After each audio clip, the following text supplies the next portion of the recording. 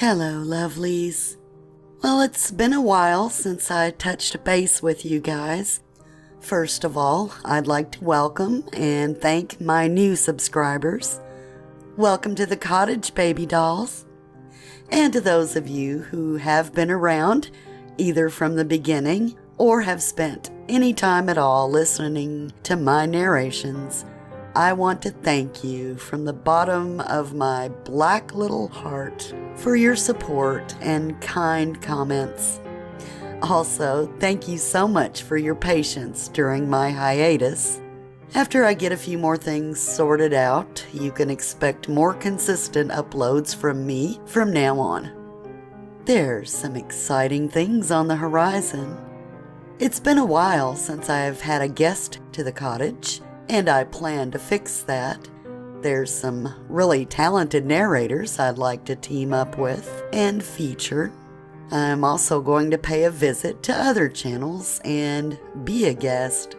So if you're following me on Twitter, you'll find out the moment those are up. And my Twitter link is below in the description. And I'm really excited to talk to you about the big project I just finished and the reason for my hiatus, and it's available now for download. I'm, of course, talking about the 30 Press Quarterly, Volume 2, the 2016 edition. Every story narrated by me, your creepy aunt. As the promotional text goes, and I'm quoting here, the 30 Press Quarterly is an ongoing anthology series of the best horror stories from the no-sleep writing community on Reddit. These stories will chill you, disturb you, and leave you feeling absolute terror.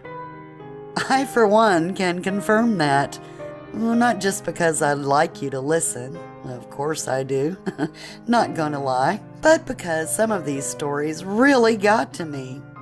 Some are terrifying, some are horrifying, some are sad, and some are funny but still bizarre. And one of them in particular is, hands down, some of the most messed up stuff I've ever read. I'll let you decide which one I'm talking about. Trust me, it won't be difficult.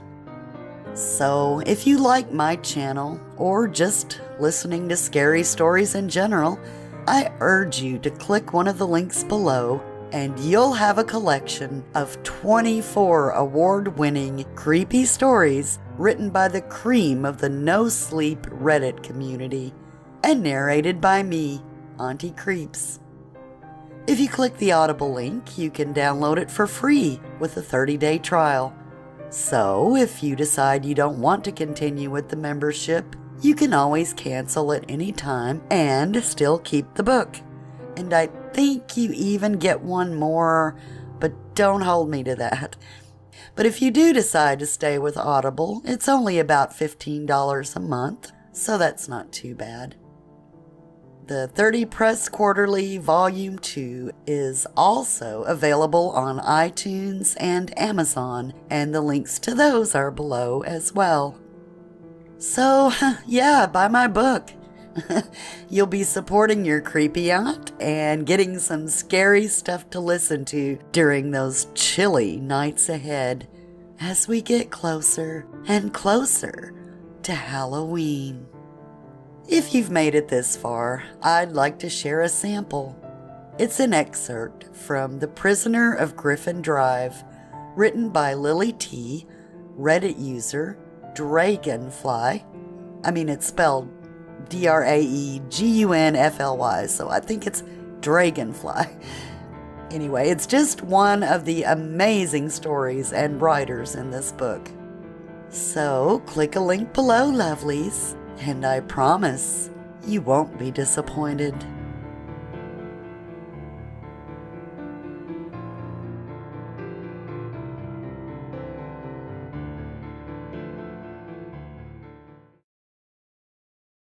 The night went off without a hitch.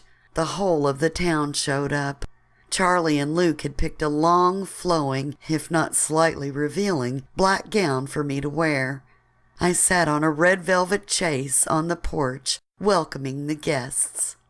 The townspeople gaped at the houses filled with horrors and screams. They took pictures of my dozens of jack-o'-lanterns. Right as they were lulled into a false sense of security, the league of terrifying demons chased them down the road to me. "Welcome to my house of horrors." I gestured to the door. "You may enter in groups of 5 if, that is, you wish to leave alive." Everyone would cling to each other, giggling nervously. You could see them silently counting out their groups, looking to see who would be left out. One of Luke's men was stationed across from me, dressed in a butler's uniform, but with the massive head of a raven. He would push the door open and let 5 unlucky souls in. The door would slam shut behind them, with the help of the fishing line he had tied to the handle. When they entered, they would find a roaring fire and a single red velvet wing-back chair beside it. Except I had no fireplace. Once they entered, they were in Charlie's web. They would hear their names whispered by the voices of loved ones long dead. The fire would go out, leaving only a single candle burning on the imaginary mantelpiece. As their eyes would adjust to the waning light, their heartbeats would rise. They'd hear a childlike giggle, then hot, moist breath on the backs of their necks. Charlie would take them then. He would show them a planned-out horror. We had to be careful that everyone would see the same thing. After he would release them, they'd see light through the French doors, leading them to Luke. As soon as their fingers touched the doorknob, Charlie would softly call out, "In the garden you will find a monster that is as old as time. She loves to riddle, but it is no jest. Beware, for the wrong answer will lead to death." Just outside the door, a ram-headed demon in a suit was waiting to give them the jump scare of their lives. Afterward, they'd meet the Sphinx. So many screams rang out that night. The street echoed with them.